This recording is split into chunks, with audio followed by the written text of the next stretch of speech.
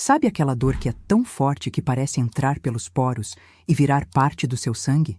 Eu vivi com ela por 7 anos inteiros. Uma dor que começava nas costas, subia pela espinha e se alojava na minha garganta toda vez que ouvia a chave girar na porta às 6 da tarde. E junto com o barulho da chave, vinha o medo. Um medo que até hoje, aos 71 anos, me acorda suada no meio da noite. Bom dia para quem está assistindo.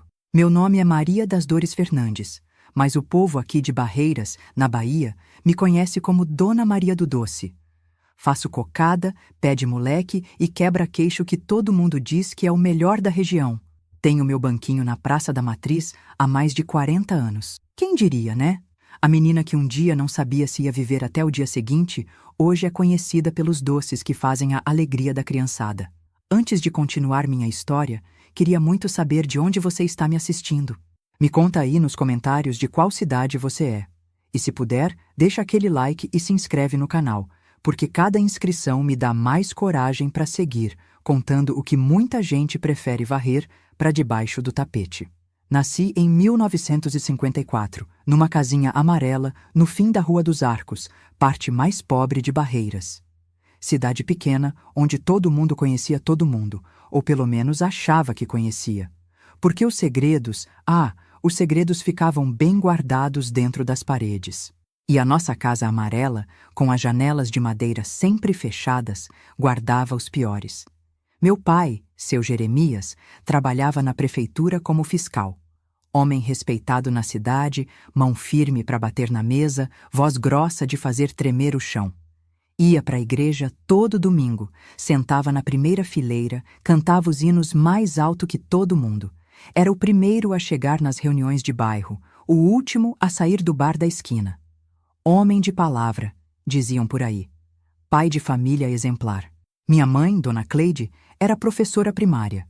Cabelo sempre preso num coque apertado, vestido abaixo do joelho, unhas cortadas rente.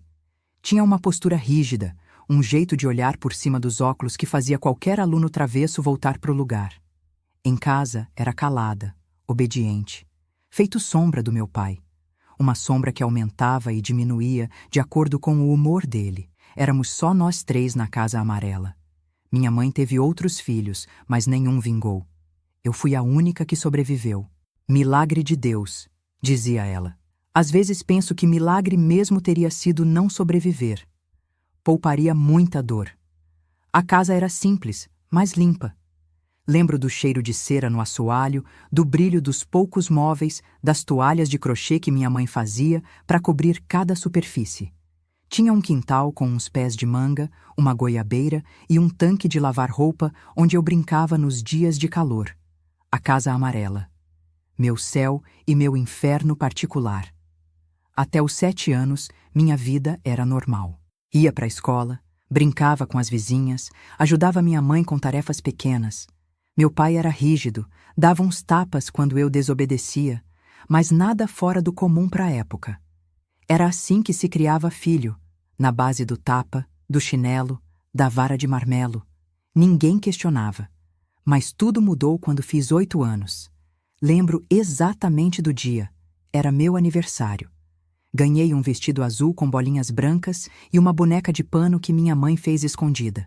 Tava tão feliz que nem notei o olhar diferente do meu pai durante o almoço. Um olhar que aprendi a reconhecer depois. Olhar de quem planeja. Naquela noite, minha mãe saiu para vigília na igreja. Era comum. Toda primeira sexta do mês tinha vigília e ela nunca faltava. Fiquei sozinha com meu pai, coisa que já tinha acontecido outras vezes. Geralmente ele me mandava dormir cedo e ficava na sala ouvindo rádio, mas naquele dia foi diferente. Vem cá, Maria, ele chamou da cozinha. Vem ajudar o pai. Fui, com a boneca nova debaixo do braço. Ele estava encostado na pia, olhando para o fogão a lenha. Olha essa pia, menina. Tá suja. Sua mãe não lavou direito. Olhei a pia. Para mim parecia limpa, mas discordar do meu pai não era opção. Vou chamar a mãe quando ela voltar, falei baixinho. Não. Você vai lavar agora. Tentei explicar que eu era pequena demais, que não alcançava direito, que a água fria da torneira machucava meus dedos naquele inverno fraco da Bahia. Mas não teve jeito. Subi num banquinho, Comecei a lavar os poucos pratos. Fiz o melhor que podia, mas como qualquer criança de 8 anos, fiz coisas de criança. Derramei água, deixei sabão na louça, não sequei direito. Foi quando começou. Tá vendo por que sua mãe nunca quis outros filhos depois de você? Porque viu que você não presta pra nada. As palavras doeram mais que qualquer tapa. Abaixei a cabeça. Continuei tentando limpar. As lágrimas embaçavam minha visão. Nem pra isso você serve. Uma inútil. Sabe o que acontece com menina inútil? Merece castigo. Ele pegou a vassoura que ficava no canto da cozinha. Uma vassoura de palha com cabo de madeira.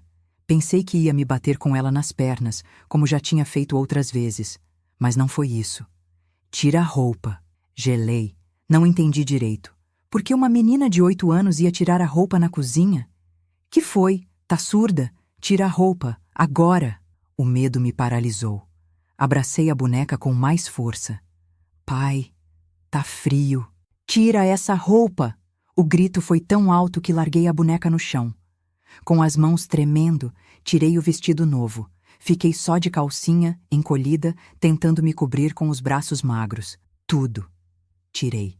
E ali, pelada no meio da cozinha, senti uma vergonha que nunca tinha sentido antes. Uma vergonha misturada com medo, com confusão. Por que um pai ia querer ver a filha assim?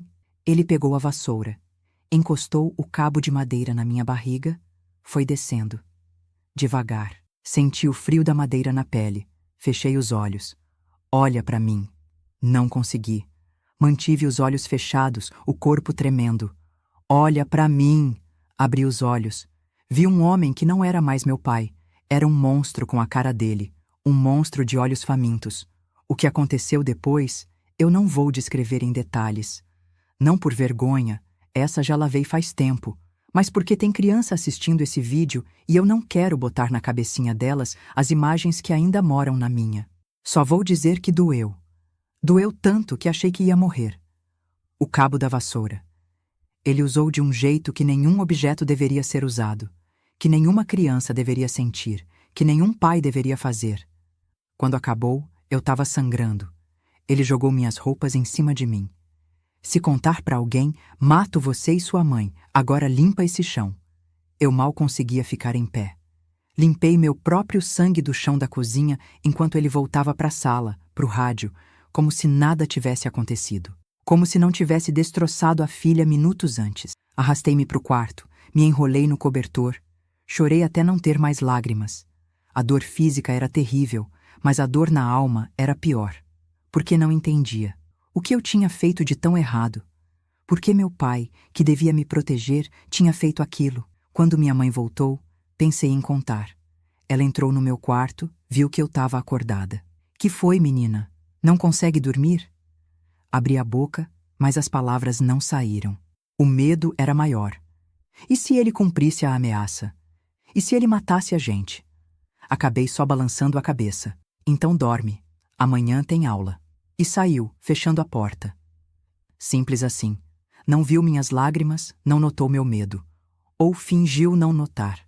Naquela noite, alguma coisa morreu dentro de mim. A confiança, a segurança, a infância. Pensei que fosse coisa de uma vez só.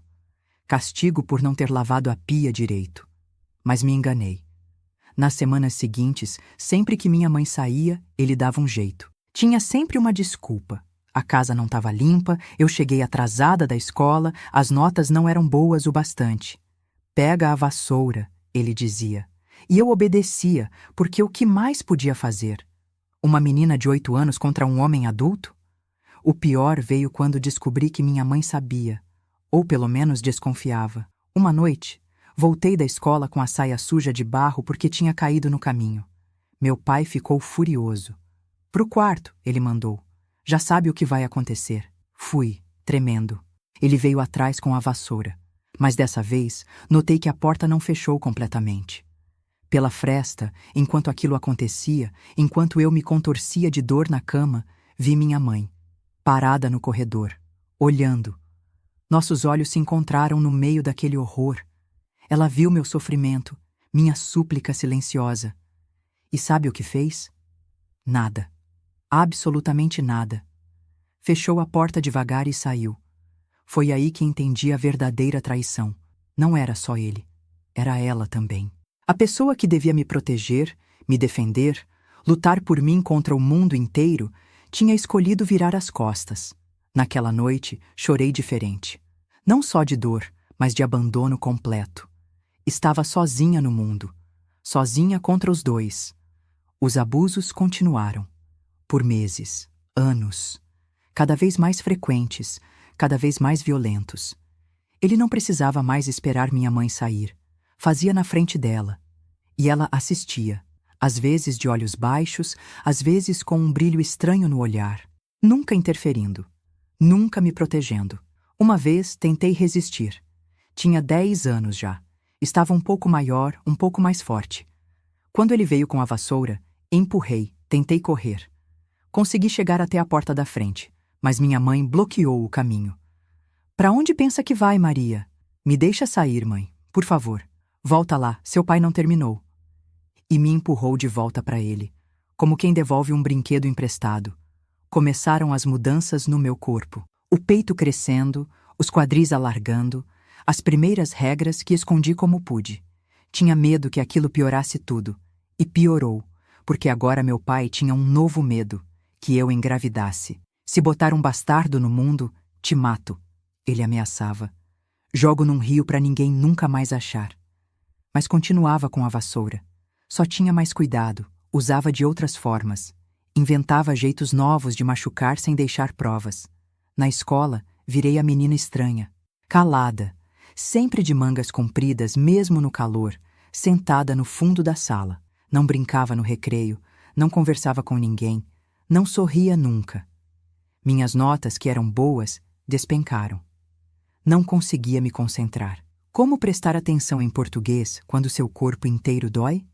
Como aprender matemática quando tudo que você pensa é no horror que te espera em casa?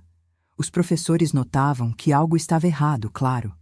Mas naquela época era diferente. Em briga de marido e mulher não se mete a colher. O ditado valia para tudo. Problema de família era problema de família. Só uma professora insistiu. Dona Lourdes, de História. Baixinha, cabelo crespo sempre preso, óculos grandes que escorregavam pelo nariz. Ela tinha um jeito diferente de olhar para mim. Não com pena, nem com nojo. Com compreensão. Um dia, ela me chamou depois da aula. "Maria, tá tudo bem em casa?" A pergunta simples quase me quebrou. Fazia tanto tempo que ninguém perguntava como eu estava. Abri a boca para responder que sim, como sempre fazia. Mas não consegui. As lágrimas vieram, descontroladas. "Não", respondi finalmente. "Não tá nada bem." Mas não contei mais nada. Não naquele dia. O medo ainda era maior que a dor. O medo do que ele faria se soubesse que falei. O medo de não acreditarem em mim. Afinal, quem ia acreditar numa menina contra 2 adultos respeitados na cidade? "Se precisar conversar, estou aqui", ela disse simplesmente. E pela primeira vez em anos, senti que não estava completamente sozinha. Naquela época, eu já tinha 13 anos. 5 anos de abuso diário. 5 anos tendo a infância roubada, o corpo violado, a alma quebrada. 5 anos assistindo minha própria mãe compactuar com meu tormento. 5 anos querendo morrer toda noite e acordando decepcionada por ainda estar viva na manhã seguinte. Foi quando tudo piorou ainda mais. A Casa Amarela já não era só meu inferno. Tinha virado minha prisão completa. Meu pai começou a trancar as portas quando saía, a proibir que eu falasse com qualquer pessoa. A vassoura, sempre a mesma, encostada no canto da cozinha como uma ameaça constante. Eu olhava para ela e tremia, mesmo quando estava sozinha. Comecei a ter pesadelos terríveis. Acordava gritando, suada. Às vezes, molhava a cama, com 13 anos, o que só dava mais motivo para castigos. Na escola, mal falava, mal vivia. Mas uma faísca de raiva começou a crescer dentro de mim. Uma raiva pequena no início, que foi aumentando a cada dia. Raiva da injustiça, da dor, da traição. Raiva que virou coragem quando entendi uma coisa. Se continuasse assim, eu não ia sobreviver. Era simples assim. ou falava ou morria. Foi numa quarta-feira que tudo mudou. Uma quarta comum, céu azul, calor de rachar. A vassoura tinha sido usada na noite anterior, depois que derrubei um copo na cozinha. Mal conseguia sentar na cadeira da escola de tanta dor. Dona Lourdes notou. Notou o jeito que me mexia, desconfortável. O jeito que segurava as lágrimas. No final da aula, ela pediu de novo para eu ficar. Dessa vez, trancou a porta da sala. Maria, o que está acontecendo na sua casa? Fiquei muda, olhando para o chão. Maria, olha para mim. Olhei. Vi nos olhos dela algo que nunca tinha visto nos olhos da minha mãe. Compaixão verdadeira. Ninguém merece sofrer, Maria. Ninguém. Especialmente uma criança. Se alguém está te machucando, você pode me contar. Vou te ajudar. E então, após 5 anos de silêncio, falei. As palavras vieram como uma enchente, descontroladas, sujas, devastadoras. Contei tudo. A vassoura, o sangue, a dor, a mãe que assistia, o medo constante, as ameaças, tudo. Ela escutou sem interromper, sem julgar. Quando terminei, esgotada, ela tinha lágrimas nos olhos. Acredito em você.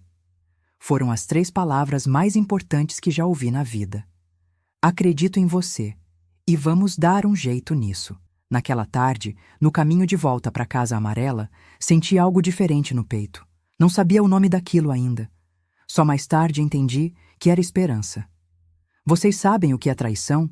Traição não é só aquela história de marido que pula a cerca, não. Traição é quando alguém que deveria te proteger vira as costas na hora que você mais precisa. É pior que qualquer tapa. É uma facada que não cicatriza. Foi isso que vivi com minha própria mãe, Cleide. Uma mulher que ensinou o alfabeto para centenas de crianças de Barreiras, mas que não conseguiu ensinar ao marido que a filha não era um objeto. Uma mulher que rezava o terço todo dia, mas fechava os olhos para o pecado que acontecia debaixo do próprio teto. No começo, achei que ela não sabia, que não percebia. Como podia uma mãe ver a filha de 8 anos mancando de dor e não perguntar nada? Como podia ver os lençóis manchados de sangue e fingir que era normal? Criei 1000 desculpas para ela na minha cabeça. Que talvez ela não visse, que talvez não entendesse, que talvez tivesse medo também. Mas naquela noite, quando nossos olhos se encontraram pela fresta da porta, enquanto meu pai usava a vassoura, todas as desculpas morreram. Ela sabia. Sempre soube. Naquela época, eu tinha acabado de fazer 10 anos. Já eram quase 2 anos de abuso diário. Meu corpo de criança já mostrava marcas. Não só as roxas que sumiam, mas as invisíveis, que nunca mais saíram. O jeito de me encolher quando alguém levantava a voz. A mania de dormir embaixo da cama, não em cima. O pavor de vassouras, de portas fechando, de barulho de cinto. Foi por volta dessa época que minha mãe começou a participar mais ativamente. Não no abuso em si. Isso só meu pai fazia. Mas na preparação, na logística, no depois. Como se fosse parte da rotina da casa, igual lavar louça ou varrer o chão. Maria, vai tomar banho. Seu pai já vem. Ela dizia isso com a mesma voz que usava para mandar eu fazer lição. Casual, como se fosse normal. Como se todas as casas da rua tivessem aquela mesma rotina nojenta. Eu obedecia. O que mais podia fazer? Não tinha para onde fugir, para onde correr. A casa era pequena, as janelas trancadas, a porta com chave. E mesmo que conseguisse sair, para onde ia? Éramos isolados.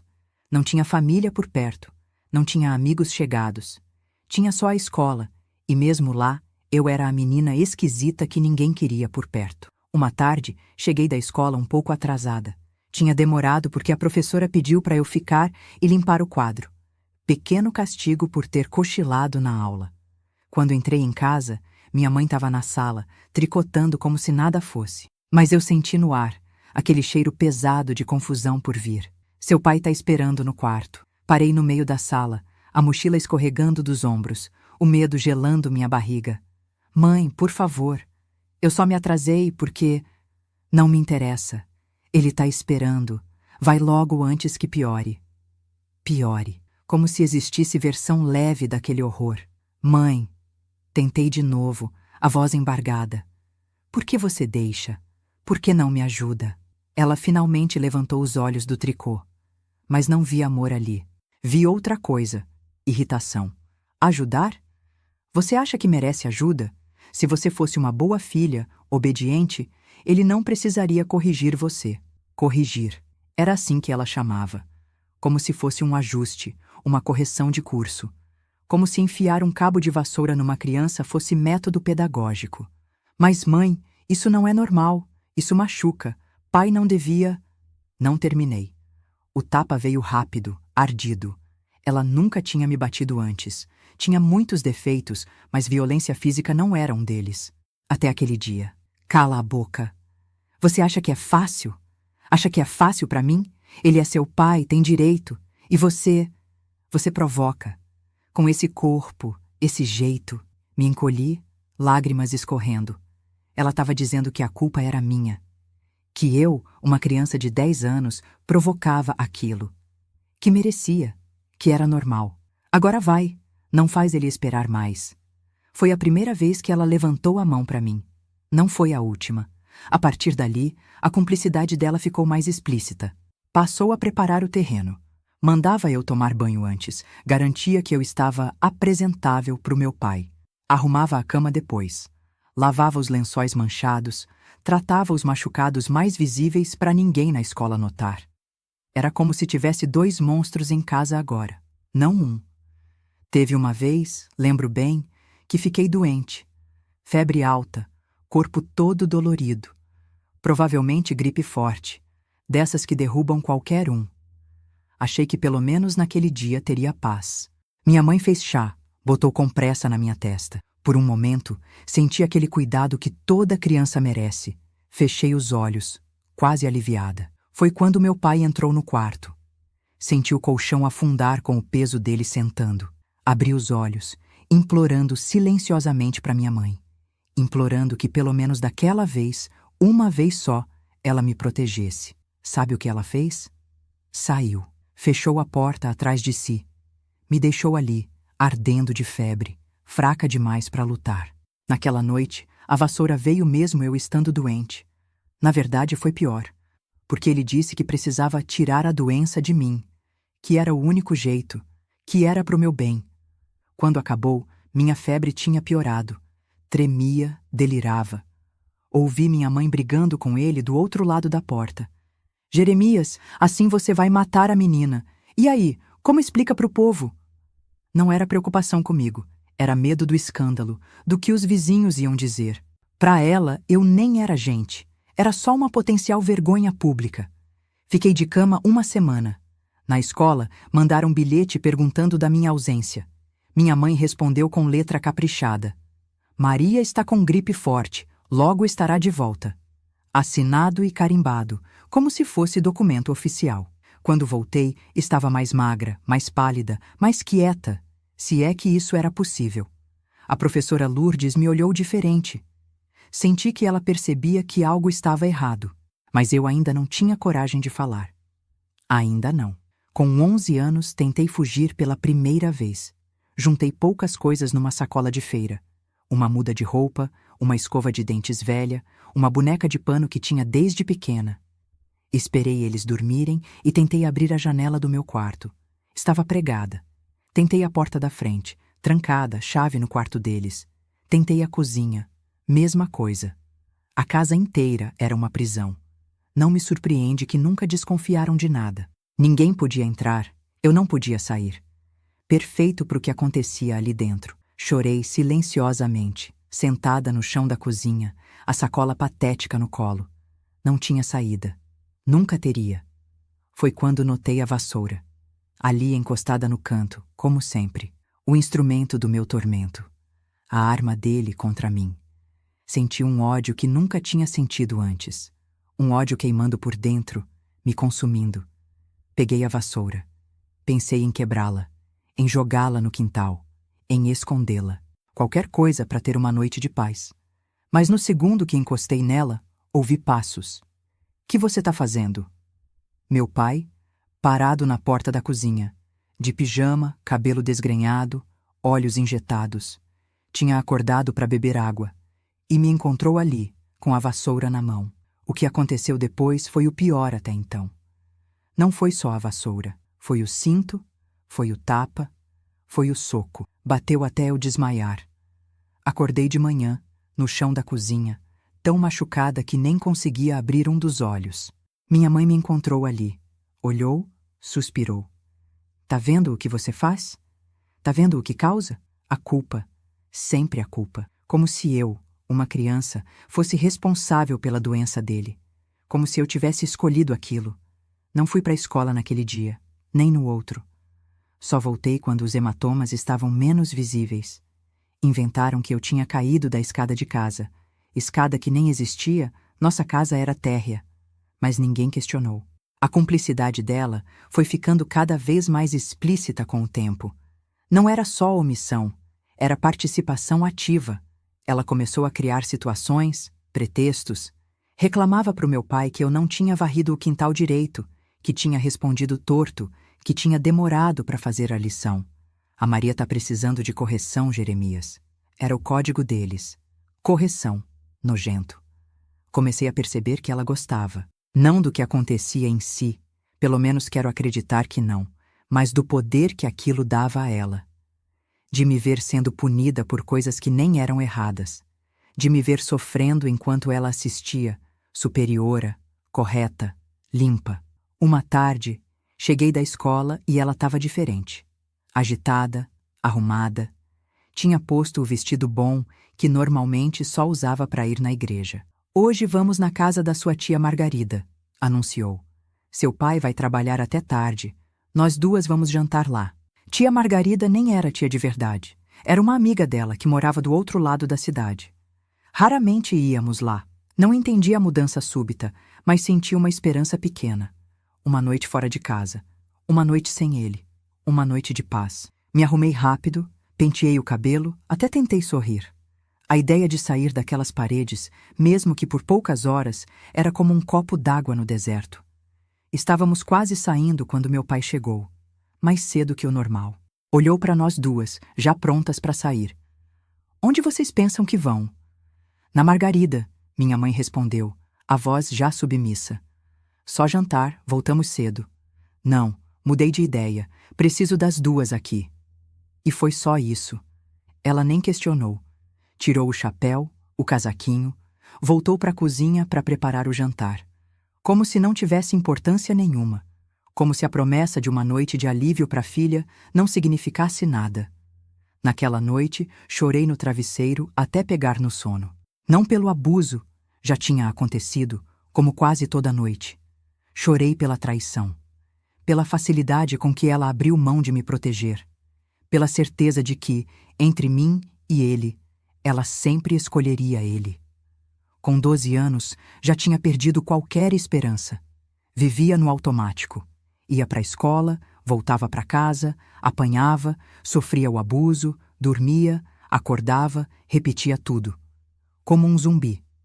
Os professores notavam que algo estava errado, claro. Minhas notas, que já não eram boas, ficaram péssimas. Eu mal falava, mal comia. Parecia um fantasma andando pelos corredores. Lembro de uma vez que a professora de educação física chamou minha mãe na escola. Eu tinha me recusado a trocar de roupa para o exercício. Não queria que ninguém visse os hematomas nas minhas pernas. A professora achou estranho. Insistiu. Acabei chorando no canto da quadra. Dona Cleide, a Maria anda muito estranha. Não participa, não se mistura. Hoje teve uma crise na minha aula. Aconteceu alguma coisa? Espreitei da porta, ouvindo a conversa na sala dos professores. Vi minha mãe, arrumadinha como sempre, coque impecável, unhas limpas, cara de santa. Maria sempre foi uma menina difícil, professora. Desde pequena dá trabalho. É mentirosa, inventa coisas, chama atenção. Mas os machucados, ela cai sozinha, tropeça, se bate. Não sei de onde puxou esse jeito desastrado. Nem eu, nem o pai somos assim. A professora parecia querer dizer mais alguma coisa, mas desistiu. Minha mãe tinha aquele jeito, sabe? De fazer as pessoas duvidarem do que estavam vendo. De virar a verdade do avesso com tanta convicção que até você mesma começava a acreditar. Voltamos para casa em silêncio naquele dia. Quando chegamos, ela finalmente falou: "Tá satisfeita? Quase me fez passar vergonha na escola. O que vão pensar de mim? Da nossa família?" Não respondi. Não tinha o que dizer. A vergonha dela era mais importante que a minha dor. Sempre foi. Naquela noite, pela primeira vez, ela assistiu tudo de perto. Sentada na cadeira do canto do quarto, observando enquanto meu pai usava na vassoura. Os olhos dela nunca deixando os meus. Um olhar de advertência, de ameaça. Um olhar que dizia: "Viu o que acontece quando você tenta contar?" Foi a pior noite da minha vida até então.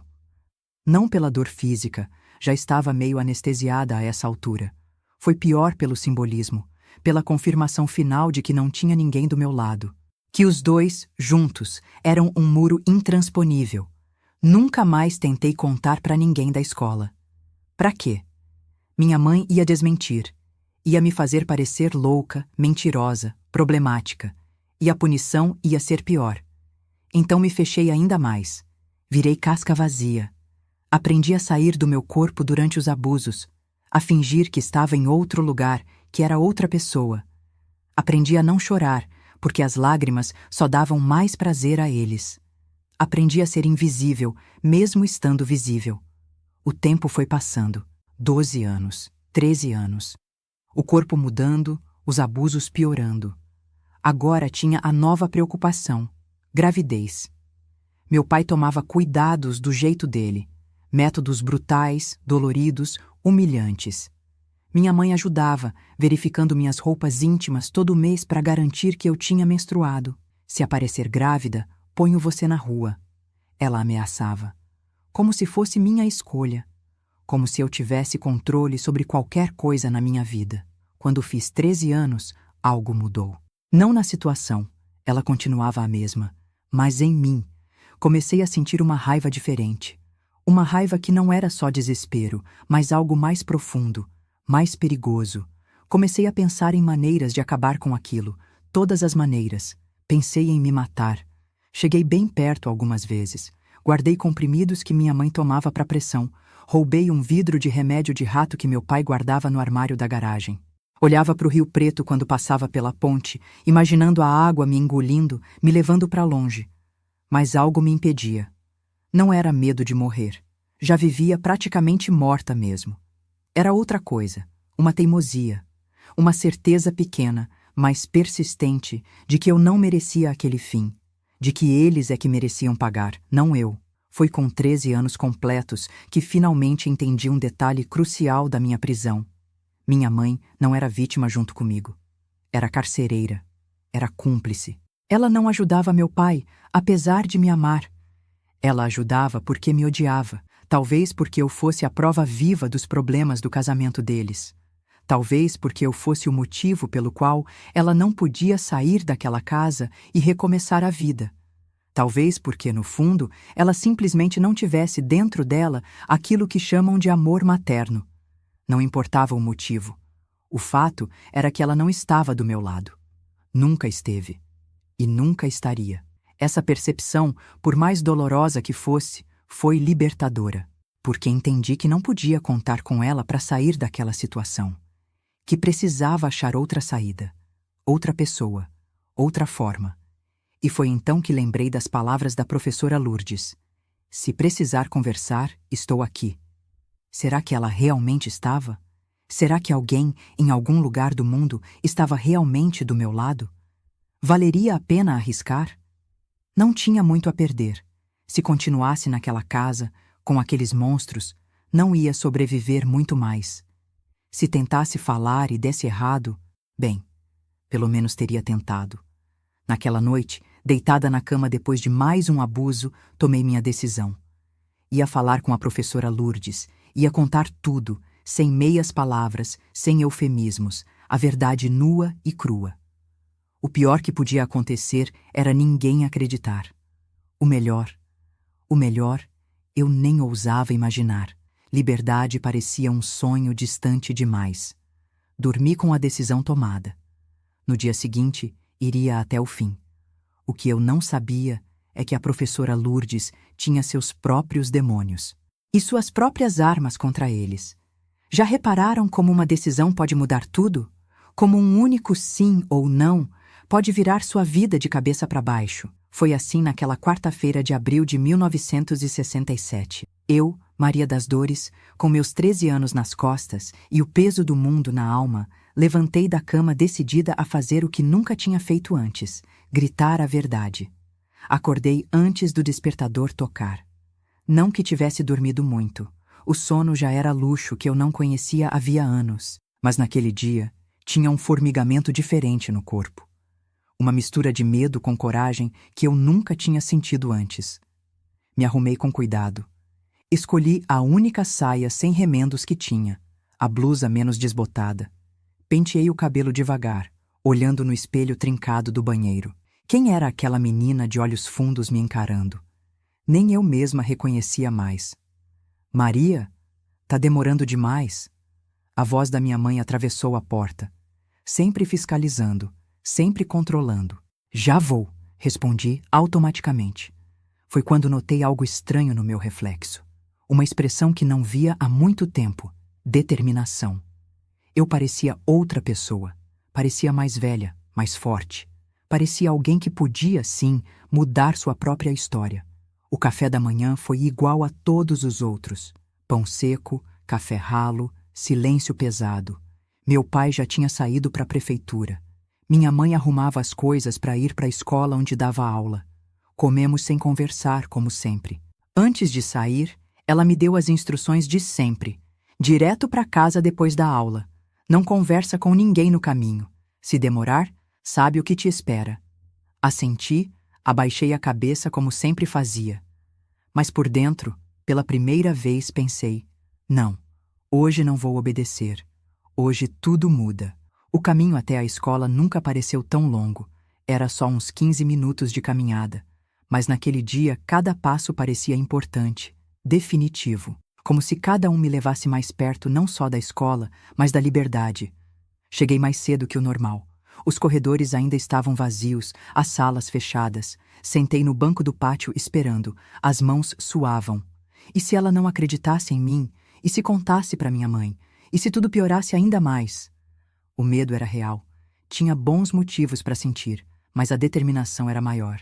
Tinha chegado num ponto onde o desespero era tanto que qualquer mudança, até para pior, parecia melhor que continuar naquele inferno.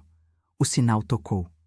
Os alunos começaram a chegar, barulhentos, livres, tão diferentes de mim. Observei aquelas crianças normais, com vidas normais. Será que alguma delas passava pelo que eu passava? Será que tinha outras como eu, presas em casas-prisões com pais monstros? A aula de história era só no terceiro horário. Aguentei as 2 primeiras aulas no automático, respondendo quando chamada, copiando o que estava no quadro, existindo sem viver. Finalmente chegou. Dona Lourdes entrou na sala, pilha de livros nos braços, óculos escorregando pelo nariz. Cumprimentou a turma com o bom humor de sempre. Começou a falar sobre a Guerra do Paraguai, datas, batalhas, nomes. Não ouvi uma palavra. Minha cabeça estava ocupada demais, ensaiando o que ia dizer, como ia dizer, planejando cada palavra daquela conversa que podia mudar tudo. A aula acabou. O sinal tocou. Era agora ou nunca. Enquanto os outros alunos saíam barulhentos para o recreio, fiquei sentada no meu lugar, imóvel, esperando todos saírem. Dona Lourdes notou, claro. Me olhou por cima dos óculos com aquele jeito dela de saber das coisas sem precisar perguntar. Quando o último aluno saiu, ela fechou a porta. Veio até minha carteira, puxou uma cadeira, sentou na minha frente. O que foi, Maria? Quer conversar?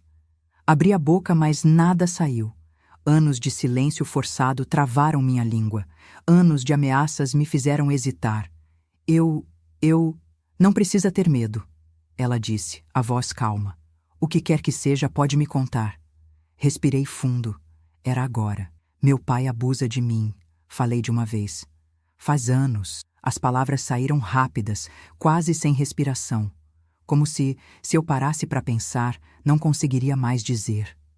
Esperei ver choque no rosto dela, descrença, nojo, qualquer reação que as pessoas normais têm quando ouvem algo tão horrível. Mas não vi nada disso. Vi compreensão, como se ela já soubesse. Ou pior, como se entendesse pessoalmente. Como ele faz isso, Maria? Pode me dizer? É importante. Foi a primeira vez que alguém me perguntou os detalhes sem duvidar de mim, sem me fazer sentir culpada, sem questionar se eu estava inventando. E então contei. Contei da vassoura, dos anos de dor, da minha mãe assistindo, participando. Contei das ameaças, do medo constante, da prisão que era minha casa. Contei tudo, sem filtro, sem parar. As palavras saíam como água de represa que arrebenta, violentas, incontroláveis, arrasadoras. Quando terminei, estava ofegante, exausta, como se tivesse corrido uma maratona. De certa forma, tinha. Uma maratona de 5 anos, e finalmente tinha cruzado uma linha de chegada. Dona Lourdes não disse nada por um tempo. Seus olhos, behind daqueles óculos grandes, estavam marejados. Mas não era só tristeza que eu via ali. Era uma raiva controlada. Uma indignação. Acredito em você, ela disse finalmente. Cada palavra. 3 palavras simples que mudaram tudo. Acredito em você. Quando ninguém mais acreditava, nem minha própria mãe, aquela professora que eu mal conhecia, me deu o que eu mais precisava. Validação. Não é sua culpa, Maria. Ela continuou. Nada disso é sua culpa. São eles os monstros, não você. Chorei. Não de dor, como tantas vezes tinha chorado, mas de alívio. De um peso imenso finalmente compartilhado. De uma verdade finalmente dita e aceita. O que vai acontecer agora? Perguntei entre soluços. Agora vamos te tirar de lá. Tirar de lá.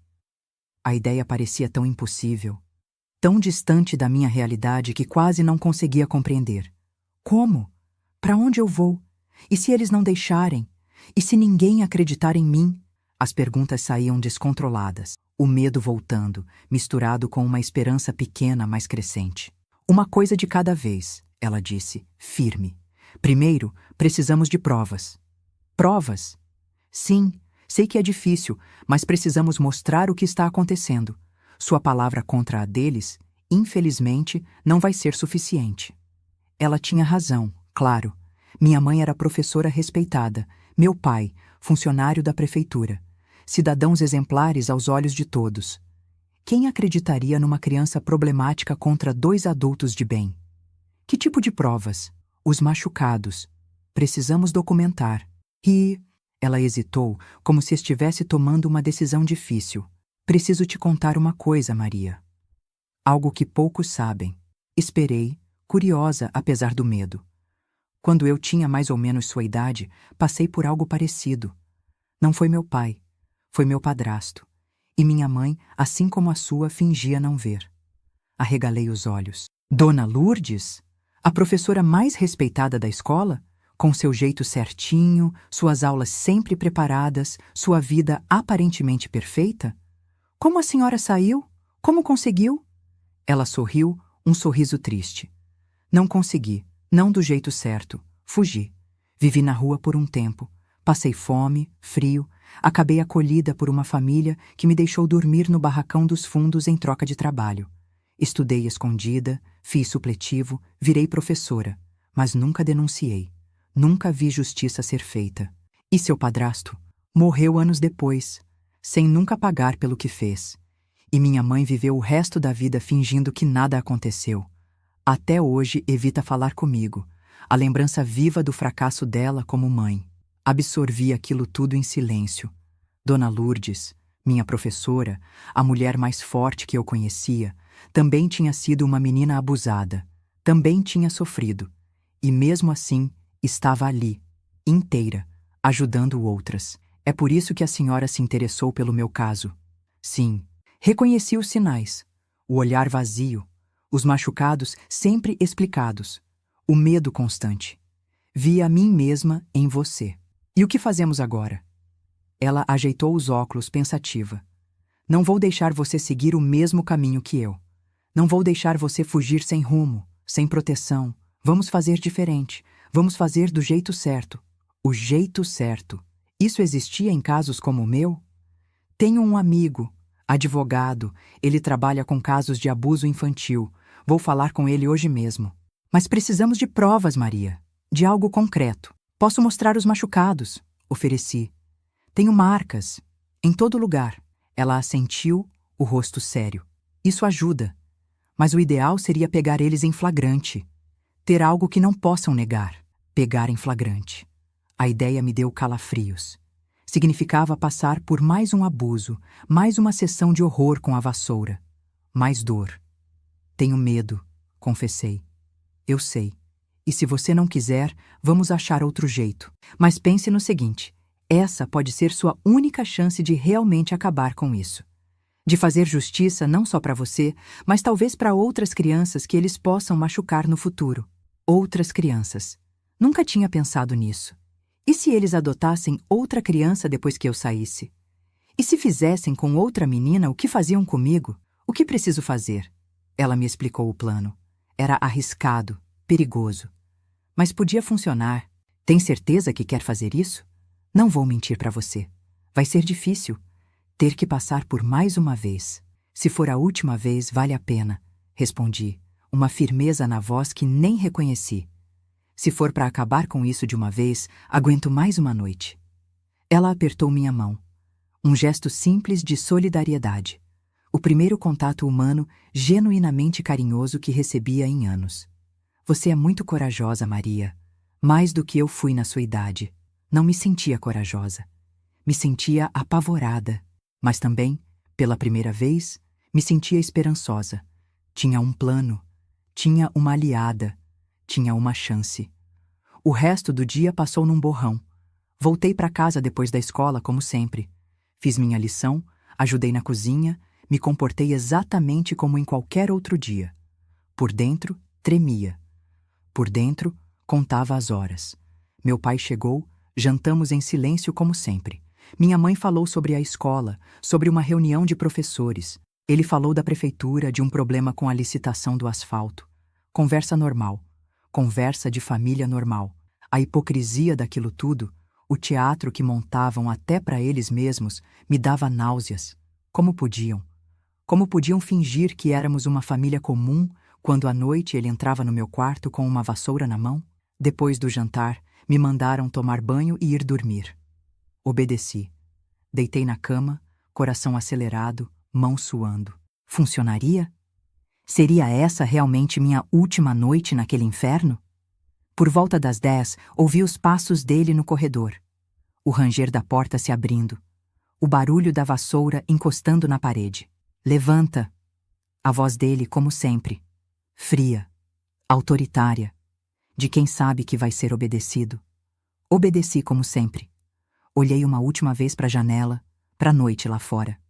Para a liberdade que talvez, finalmente, estivesse ao alcance. Era a hora. Hora de acabar com tudo aquilo.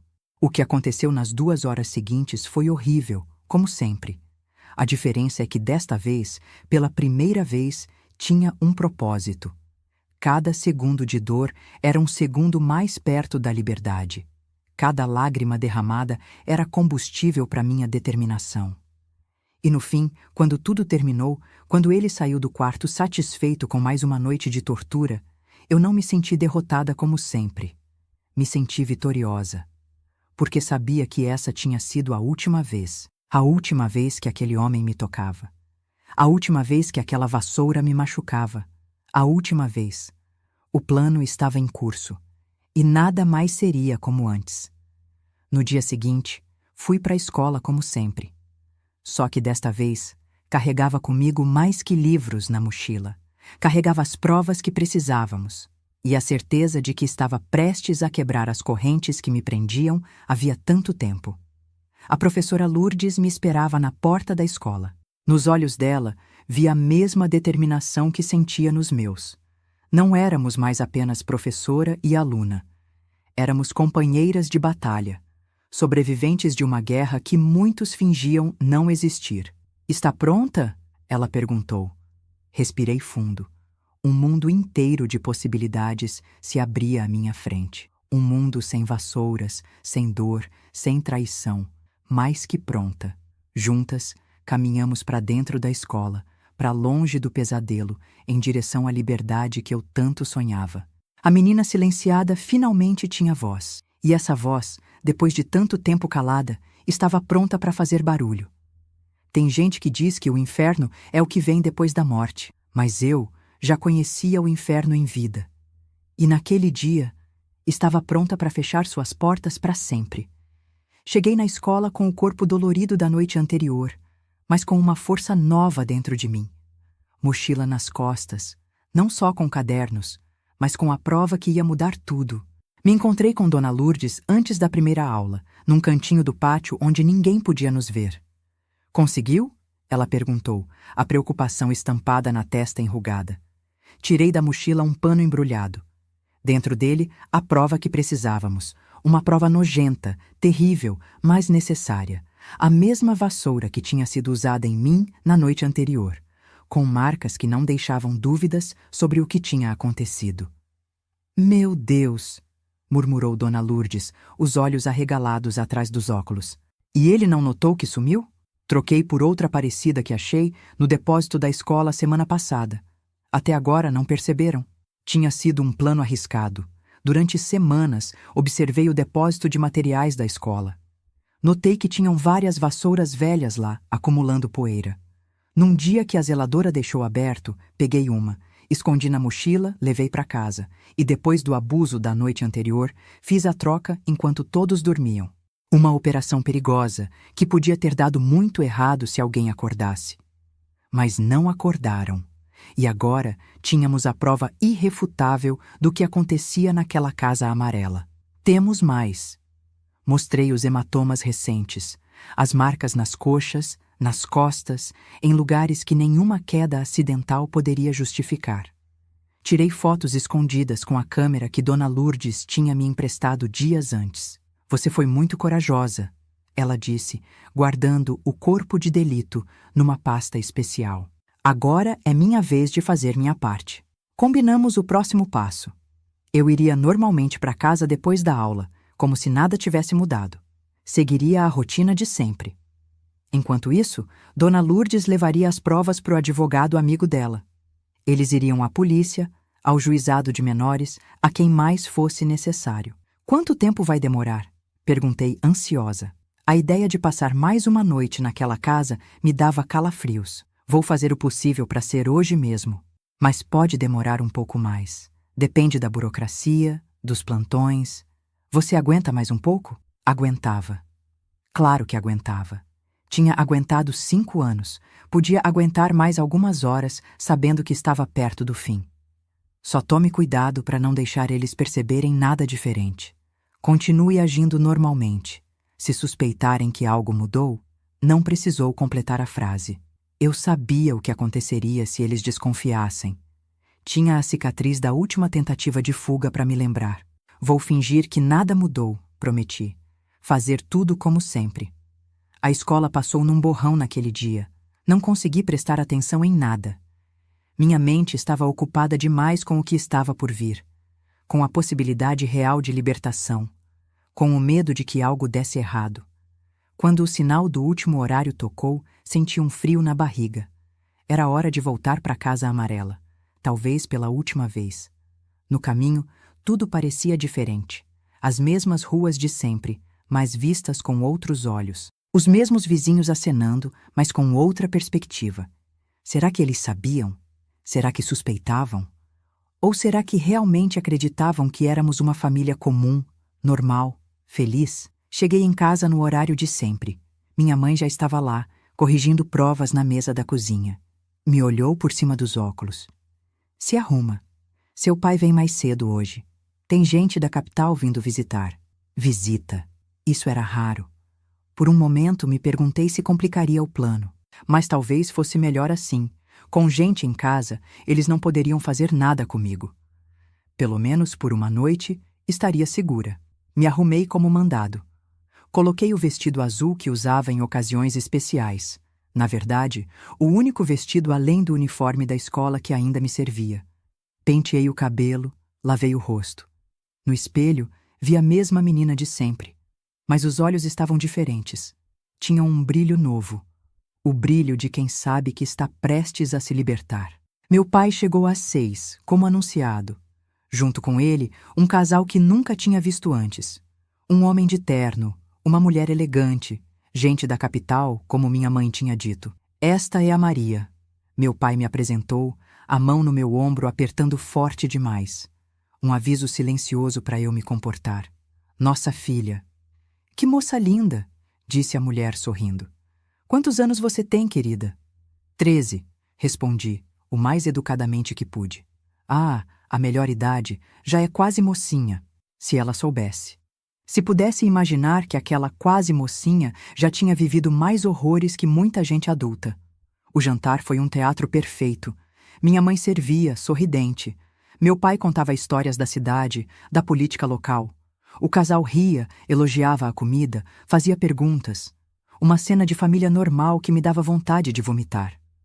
Em determinado momento, notei que o homem me observava com curiosidade. Não o olhar nojento que já tinha visto em outros. O olhar dos predadores, que meu pai também tinha. Era outro tipo de olhar, como se estivesse tentando resolver um enigma. E você, Maria, gosta da escola? A pergunta me pegou de surpresa. Raramente alguém se interessava pelo que eu pensava ou sentia. Sim, senhor. Gosto de estudar. Qual sua matéria preferida? História. Respondi sem hesitar. A matéria da Dona Lourdes. A única aula onde me sentia segura. Ah, história. Fundamental para entender o presente e construir o futuro, não é? Assenti, sem saber bem o que dizer. Não estava acostumada com conversas normais. Maria vai ser professora como a mãe, meu pai interrompeu, mudando o rumo da conversa. Já está encaminhada, não é, filha? Nunca tínhamos falado sobre isso. Nunca tínhamos discutido meu futuro. Como poderiam? No mundo deles, eu não tinha futuro. Era só um objeto, uma coisa, uma propriedade. Sim, pai, respondi, o olho baixo como esperado. A conversa seguiu, agora focada em outros assuntos. Política, economia, a visita do governador que estava programada. Assuntos de adultos que não incluíam a menina silenciosa sentada à mesa. Depois do jantar, fui mandada para o quarto enquanto eles continuavam conversando na sala. Obedeci, aliviada por poder sair daquele teatro. No quarto, sentei na cama, olhando para a janela. Era uma noite clara, estrelada. Me perguntei se em breve poderia olhar as mesmas estrelas de outro lugar. Um lugar sem medo. Estava quase dormindo quando ouvi um barulho na porta da frente. Vozes alteradas. Alguém batendo?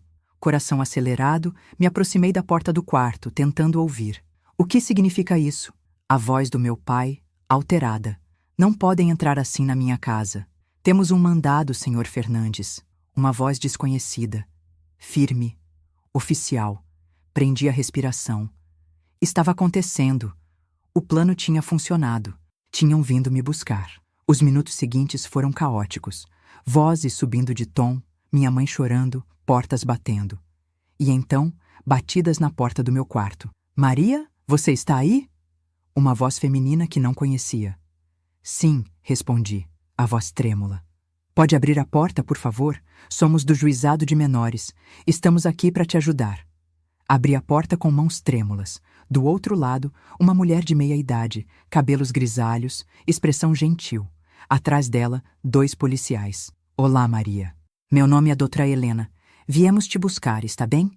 Você não precisa ter medo. Não precisa voltar para esta casa se não quiser. Não consegui responder. As lágrimas vieram, descontroladas. Não de medo ou tristeza, mas de alívio. De libertação. Pode pegar suas coisas? O que quiser levar. Não tinha muito. Algumas roupas, um caderno da escola, uma boneca de pano velha. Tudo coube numa sacola pequena. É só isso? Perguntou doutora Helena, surpresa com o pouco que eu tinha. É tudo o que preciso, respondi honestamente. Na sala, a cena era surreal. Meu pai, sempre tão poderoso, tão temido, estava algemado. Minha mãe chorava num canto, sendo interrogada por outro policial. O casal de visitantes, que agora eu entendia que não eram apenas visitantes comuns, observava tudo com expressões sérias. Quando me viram, meus pais reagiram de formas opostas. Minha mãe desviou o olhar, incapaz de me encarar. Meu pai me fuzilou com os olhos, o ódio transbordando. Sua mentirosa, ingrata, depois de tudo que fizemos por você. Fique quieto, senhor, um dos policiais ordenou. Já está em situação complicada o suficiente. A doutora Helena me conduziu pela casa, uma mão gentil nas minhas costas. Passamos pela cozinha. Notei que no canto, onde a vassoura sempre ficava, agora havia apenas um espaço vazio. A prova tinha sido recolhida. Na saída, meus olhos encontraram os da minha mãe uma última vez. Não vi arrependimento ali, nem amor. Vi apenas medo. Medo do escândalo, da vergonha, do que os vizinhos diriam. Até o fim, sua preocupação não era comigo. Vamos, Maria. Doutora Helena me guiou até um carro oficial estacionado na frente da casa. Entrei sem olhar para trás. A casa amarela, minha prisão por tantos anos, ficava cada vez menor no retrovisor. Junto com ela, uma vida inteira de dor. No carro, sentada entre pessoas que nem conhecia, mas que já me tratavam com mais humanidade que meus próprios pais, finalmente respirei. Um suspiro profundo, como se estivesse respirando pela primeira vez. Para onde estamos indo? Perguntei, percebendo que não sabia o que aconteceria agora. Para o hospital primeiro, explicou doutora Helena. Precisamos que você seja examinada.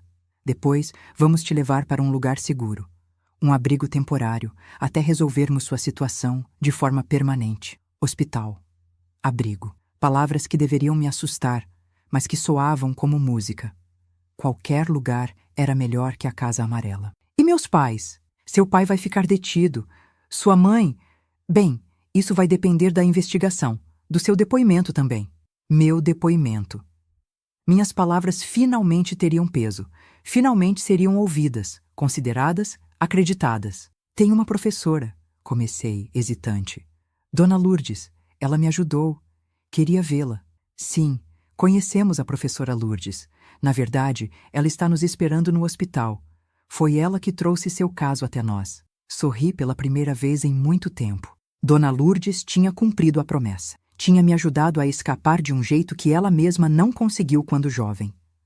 O hospital era grande, iluminado, cheio de gente. Me levaram para uma sala reservada, onde uma médica me examinou com cuidado e respeito. Fez fotos dos machucados, anotou tudo, fez perguntas difíceis, mas necessárias. Quando terminou, disse palavras que nunca esqueci. Você é muito forte, Maria. Mais forte que muitos adultos que conheço. Não me sentia forte. Me sentia pequena, assustada, perdida. Mas também, pela primeira vez em anos, me sentia segura. Depois do exame, me levaram para outra sala. E lá estava ela, Dona Lourdes. Cabelo preso como sempre, óculos na ponta do nariz, um sorriso cansado, mas satisfeito. Você conseguiu. Corri para abraçá-la, algo que nunca tinha feito antes. Não, Maria. Nós conseguimos. Você fez a parte mais difícil. Ficamos abraçadas por um tempo. Duas sobreviventes do mesmo tipo de inferno. Duas gerações unidas pela dor, mas também pela esperança de dias melhores. O que aconteceu? Perguntei quando finalmente nos separamos. Como foi tudo tão rápido? Ela me contou enquanto comíamos um lanche que alguém tinha trazido. Contou que levou a vassoura e as fotos para seu amigo advogado, que ficou horrorizado. Que eles foram direto ao juizado de menores, onde encontraram uma juíza sensível a casos de abuso. Que a juíza, vendo as provas irrefutáveis, emitiu imediatamente ordem de busca e apreensão, de prisão preventiva para meu pai e determinação de afastamento do lar para minha mãe até que se esclarecesse o nível de envolvimento dela. E sabe o casal que estava na sua casa? Eram assistentes sociais, disfarçados. Estavam lá para observar a dinâmica familiar antes da polícia chegar. Foi uma coincidência que apareceram justo hoje. Seu pai tinha convidado para uma reunião sobre um projeto da prefeitura. Acabou sendo perfeito para o timing da operação. Por isso, o homem me olhava daquele jeito estranho. Não estava me julgando, estava me avaliando, procurando sinais de abuso, de medo, de sofrimento. E agora? O que vai acontecer comigo? Por enquanto, você vai para um abrigo, mas... Ela hesitou, como se não soubesse se devia continuar. Eu conversei com a juíza. Pedi autorização para ser sua guardiã temporária. Se você quiser, claro. Fiquei sem palavras. Morar com Dona Lourdes? Era mais do que podia esperar, mais do que ousava sonhar. A senhora faria isso por mim? Faria isso com você, Maria. Não é caridade, é justiça. É dar a você a chance que eu não tive quando estava na sua situação. Mordi os lábios para não chorar de novo. Não tinha mais lágrimas, de qualquer forma.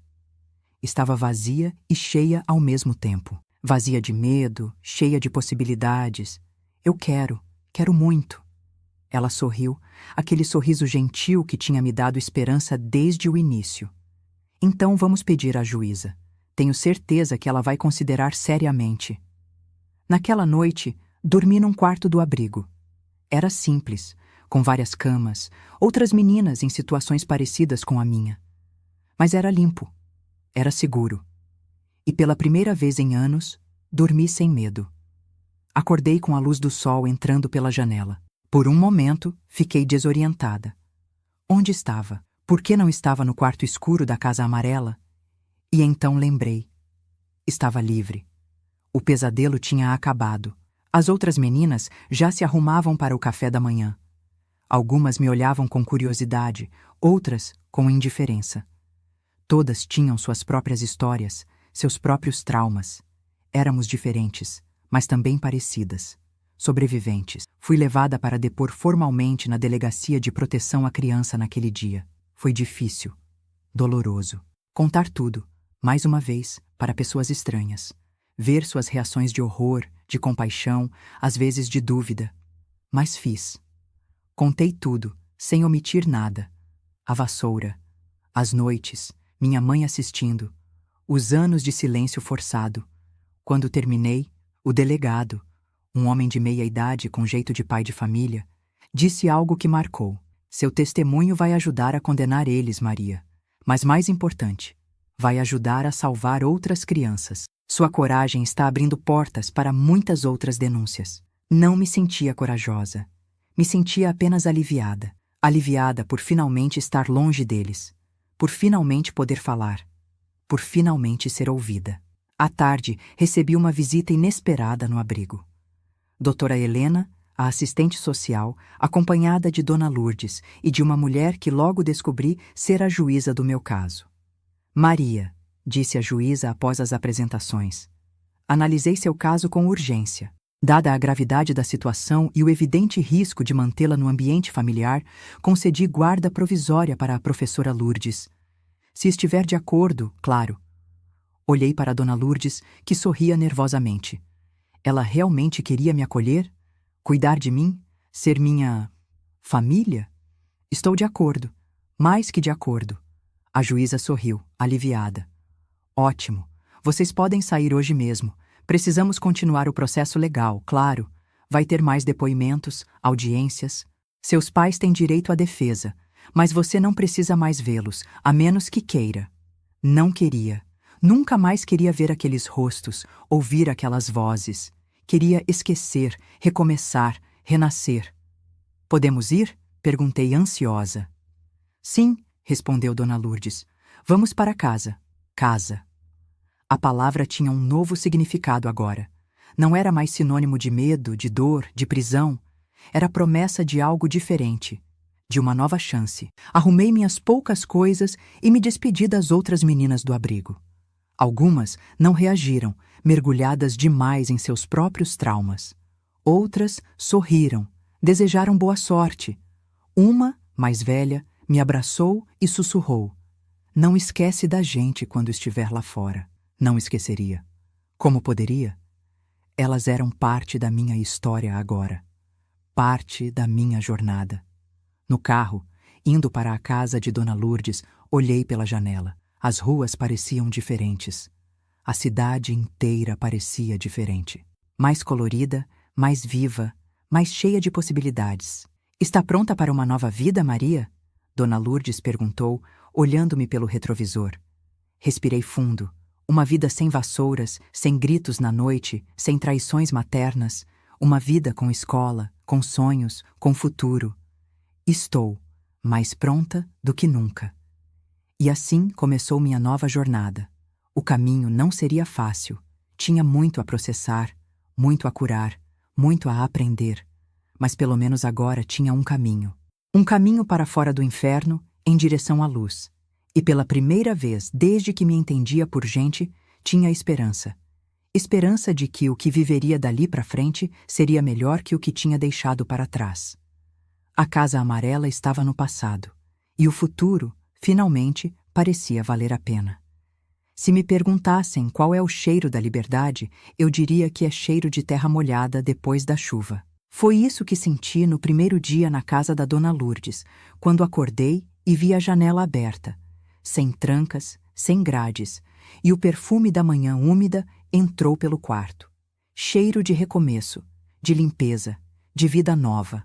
A casa da Dona Lourdes não era grande nem luxuosa. Um sobradinho simples no bairro dos Professores, com 2 quartos, sala pequena, cozinha apertada e um quintal cheio de plantas. Mas era limpa, clara, cheia de livros empilhados em todo o canto. E o mais importante, não tinha monstros escondidos atrás das portas. Os primeiros dias foram estranhos. Eu não sabia como me comportar numa casa normal. Ficava esperando ordens, permissões para tudo. Para ir ao banheiro, para beber água, para sentar.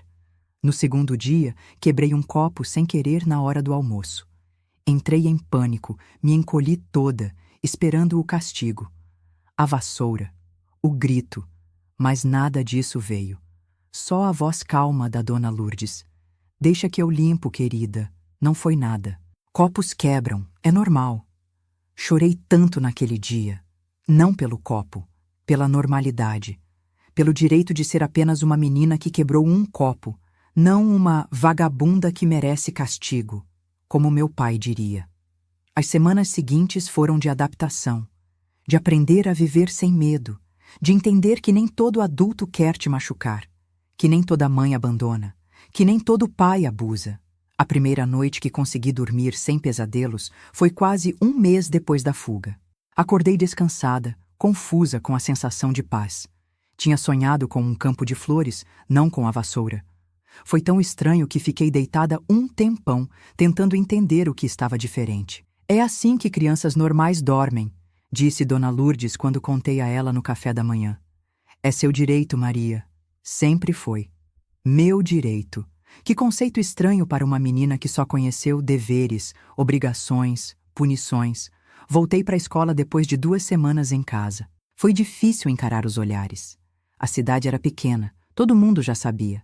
O caso do fiscal da prefeitura, como chamavam. O escândalo do momento. Alguns me olhavam com pena, outros com curiosidade doentia. Alguns até com raiva, como se eu tivesse arruinado a vida dos meus pais, não o contrário.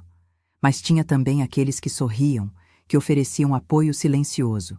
Uma mão no ombro, um bombom na carteira, um lugar guardado no recreio.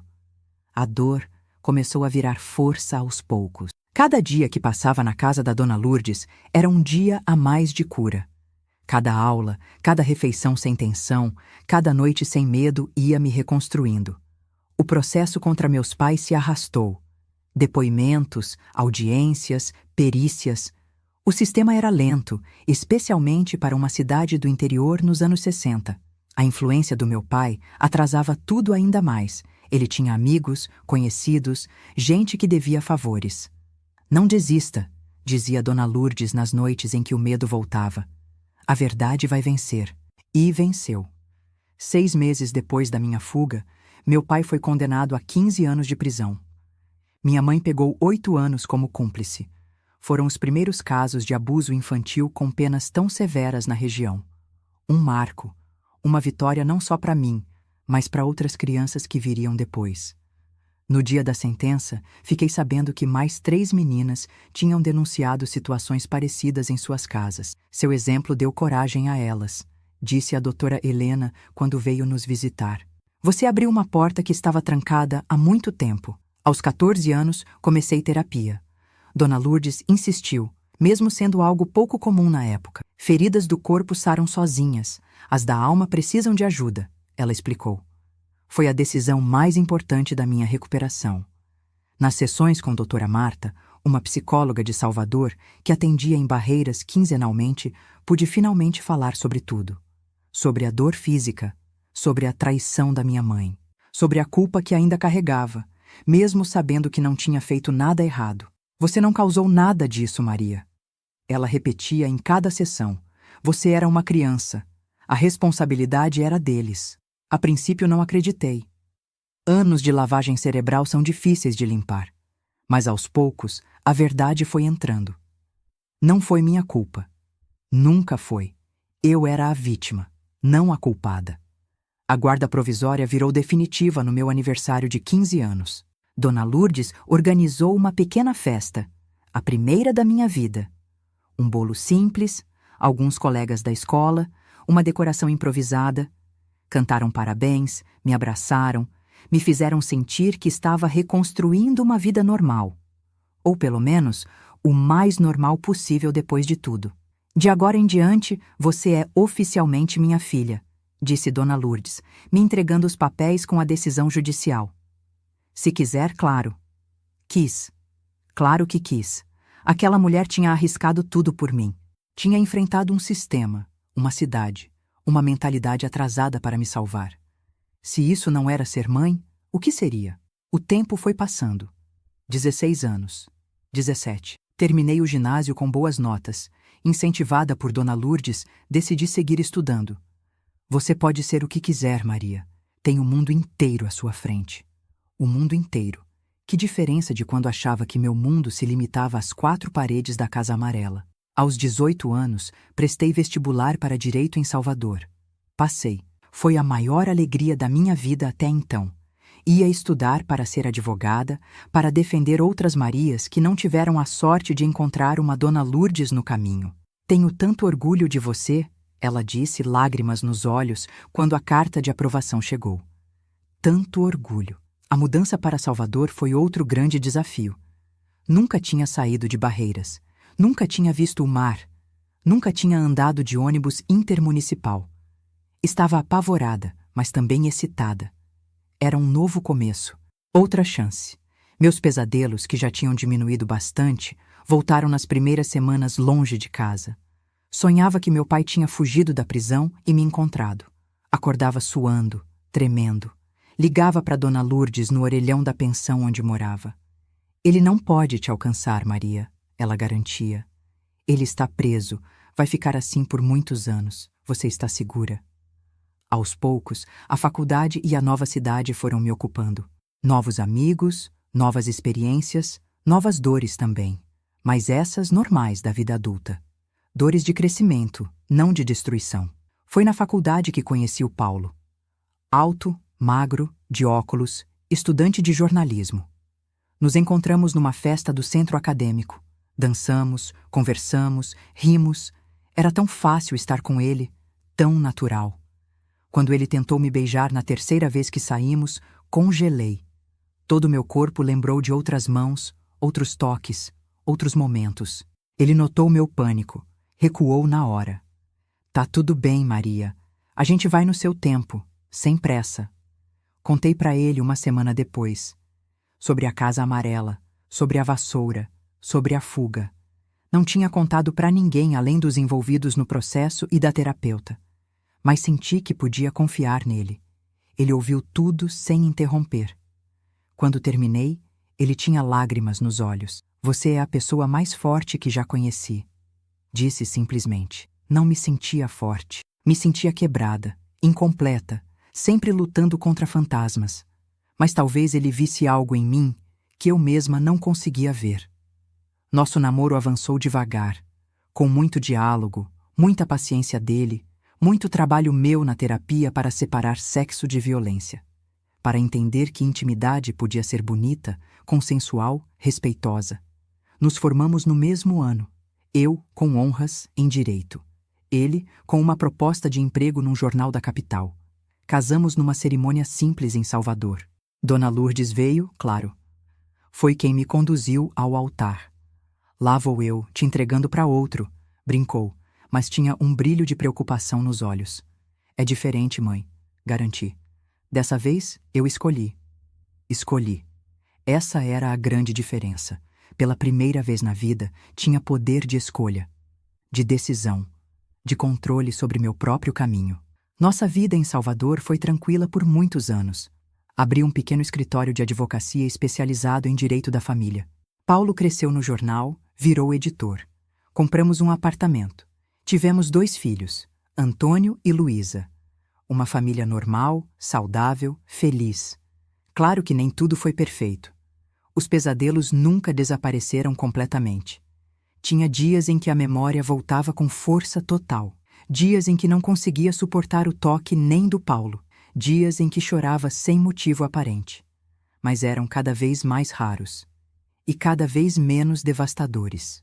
A terapia, que mantive por anos, me deu ferramentas para lidar com o passado sem deixar que ele controlasse meu presente. Em 1988, quando meus filhos tinham 8 e 6 anos, recebi uma notícia que me abalou profundamente. Meu pai tinha morrido na prisão. Ataque cardíaco. Não sabia como me sentir. Não era alívio, nem tristeza, nem raiva. Era um vazio estranho, como se uma parte da minha história tivesse sido encerrada sem resolução adequada. Você quer ir ao enterro? Perguntou Paulo. Não queria. Não precisava. Aquele homem já estava morto para mim há muito tempo. 2 anos depois, minha mãe, que tinha cumprido sua pena e vivia em outra cidade, tentou me contatar. Mandou uma carta ao escritório pedindo perdão, dizendo que estava doente, que queria me ver uma última vez antes de morrer. Fiquei dividida. Uma parte de mim queria mandar ela para o inferno. Outra parte, talvez a parte que a terapia tinha ajudado a crescer, queria entender, queria ouvir, queria fechar aquele ciclo de alguma forma. Depois de muito pensar, decidi ir. Não por ela, mas por mim. Precisava olhar nos olhos dela uma última vez e dizer que tinha sobrevivido, que estava bem, que ela não tinha conseguido me destruir. Encontrei uma mulher envelhecida precocemente num quarto de hospital em Ilhéus. Câncer terminal. Magra, amarela, cabelos ralos. Quase irreconhecível da Cleide autoritária que me aterrorizou na infância.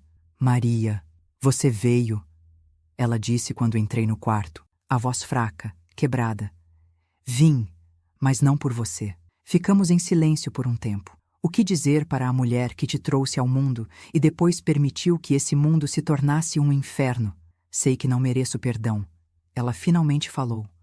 Nem estou pedindo. Só queria que você soubesse que nunca passou um dia sem que eu pensasse no que fiz, no que deixei acontecer. Por quê? Era a única pergunta que importava. Por que deixou ele fazer aquilo? Por que não me protegeu? Ela desviou o olhar. Tinha medo dele. De perder o pouco que tinha. O emprego, a casa, a segurança. Pausa. Mas essa é só parte da verdade. A outra parte é que eu não te amava como uma mãe deve amar. Você não foi planejada, não foi desejada. E coloquei essa culpa em você, não em mim. Foi errado, foi terrível. Eu sei disso agora. A honestidade dela me pegou de surpresa. Esperava desculpas vazias, não essa confissão crua. Pensei que ia sentir algo vendo você assim, confessei. Satisfação, talvez. Justiça poética. Mas não sinto nada. Você não tem poder nenhum sobre mim agora. É só uma mulher doente que vai morrer sozinha. E eu? Eu tenho uma vida, uma família que construí, uma carreira, um futuro. Lágrimas escorreram pelo rosto enrugado dela. É justo. É mais do que mereço. Saí daquele quarto sem olhar para trás. Ela morreu 2 semanas depois. Não fui ao enterro. Não senti pena. Nem raiva. Nem rancor. Apenas paz, como se um círculo tivesse se fechado. A vida seguiu. Os filhos cresceram. Virei avó. Dona Lourdes nos deixou em 1995 aos 73 anos. Uma morte tranquila, no sono. Sem sofrimento, sem drama. Exatamente como merecia. Você foi minha salvação. Disse para ela na última vez que nos vimos, 2 dias antes dela partir. Não, Maria. Você foi sua própria salvação. Eu só mostrei o caminho. Talvez ela tivesse razão. No fim, foi minha coragem de falar, de denunciar, de buscar ajuda que me salvou. Mas sem ela, sem alguém que acreditasse em mim, teria adiantado? Quando me aposentei da advocacia, aos 60 anos, decidi fazer algo diferente. Abri uma pequena loja de doces típicos da Bahia na Praça Central de Barreiras, para onde tinha voltado depois que Paulo faleceu. Os doces são receitas da Dona Lourdes, que me ensinou tudo o que sabia na cozinha. Cocada, pé de moleque, quebra-queixo.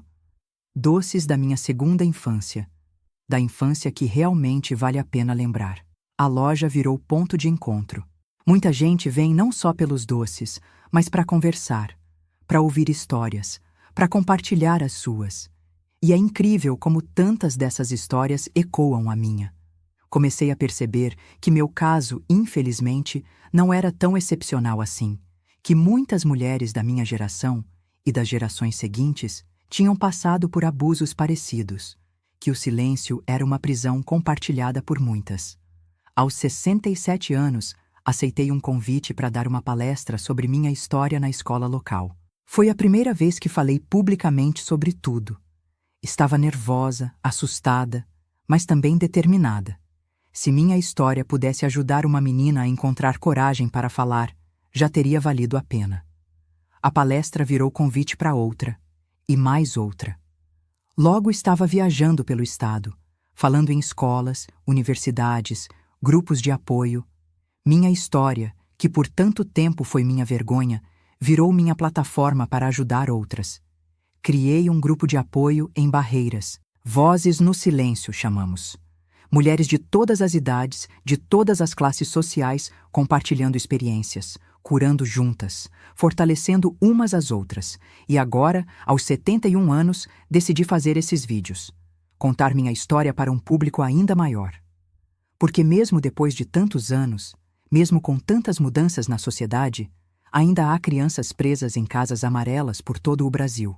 Ainda há pais monstros e mães que fecham os olhos. Ainda há vassouras em cantos de cozinhas que fazem meninas tremerem de medo. Se você está assistindo isso e se identificou com qualquer parte da minha história, quero que saiba, você não está sozinha. Você não tem culpa. E existe saída. Pode parecer impossível agora. Pode parecer que ninguém vai acreditar em você, que ninguém vai te ajudar. Mas eu prometo que existe alguém como a Dona Lourdes por aí. Alguém que vai acreditar. Alguém que vai estender a mão. A Casa Amarela ficou no passado. No lugar dela, construí uma vida colorida, cheia de afeto verdadeiro, de respeito, de dignidade. Você também pode. E se você está assistindo e conhece uma criança que mostra sinais de abuso, o silêncio repentino, os machucados inexplicáveis, o medo constante, por favor, seja a Dona Lourdes dela. Pergunte, acredite, ajude. Você pode ser a única chance dela. Hoje minha loja na praça continua aberta. Meus netos já me deram bisnetos. A Casa Amarela foi demolida há anos. No lugar construíram um pequeno parque infantil. Sempre que passo lá, vejo crianças brincando, rindo, livres. E penso que finalmente aquele pedaço de terra encontrou redenção. Se gostou da minha história, por favor, deixa seu like e se inscreve no canal. Isso ajuda mais pessoas a encontrarem esses vídeos, a entenderem que não estão sozinhas na luta. E se puder, entra no nosso grupo do WhatsApp. O link está aqui na descrição. Lá compartilhamos todos os dias histórias reais de outras vovós que, como eu, sobreviveram para contar. Histórias de dor, sim, mas principalmente de superação. Porque se tem uma coisa que aprendi nesses 71 anos de vida, é que o ser humano é incrível em sua capacidade de reconstrução, de virar ruínas em palácios, de transformar casas amarelas de terror em lares coloridos de amor. Sou Maria das Dores Fernandes, vítima que virou sobrevivente, sobrevivente que virou guerreira, guerreira que virou vovó contadora de histórias. E minha história não acabou. Enquanto houver uma criança precisando ouvir que existe esperança, enquanto houver uma mulher precisando saber que o abuso não a define, minha voz continuará. Porque a liberdade tem cheiro de terra molhada depois da chuva. E depois das tempestades mais terríveis, vem o sol mais brilhante. Até o próximo vídeo. Fiquem com Deus.